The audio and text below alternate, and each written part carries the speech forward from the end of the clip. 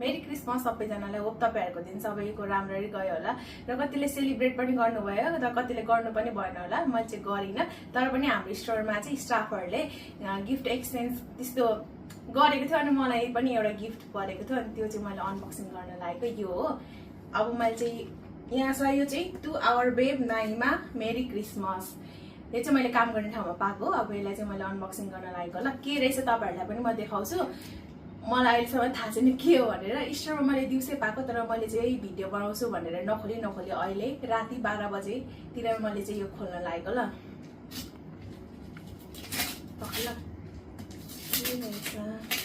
तर मलाई एउटा डाउट चाहिँ लागिरहेछ, स्वेटर जस्तो। एउटा च्यालिदिन्छु।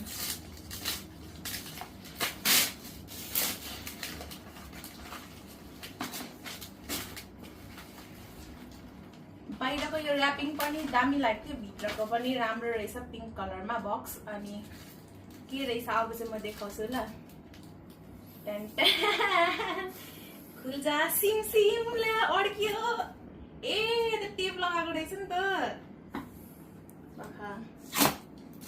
अब अर्को साइडमा टेप लगाएको रहेछ, त्यही भएर पो मैले अघि दिउँसोतिर हल्लाउँदा नहल्लेको क्या। म चाहिँ के रहेछ हल्लाउँदाखेरि त थाहा पाइन्छ भनेर हल्लाउनु खोजिरहेको थिएँ क्या।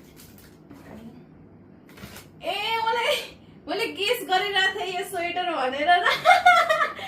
यो चाहिँ कस्तो घी कलरमा छ क्या, घिउ कलरमा। तर त्यहाँ चाहिँ कस्तो आएको छ क्यामेरामा चाहिँ मलाई थाहा छैन, तर रियलमा चाहिँ राम्रो छ है, कलर अब्बो राम्रो छ।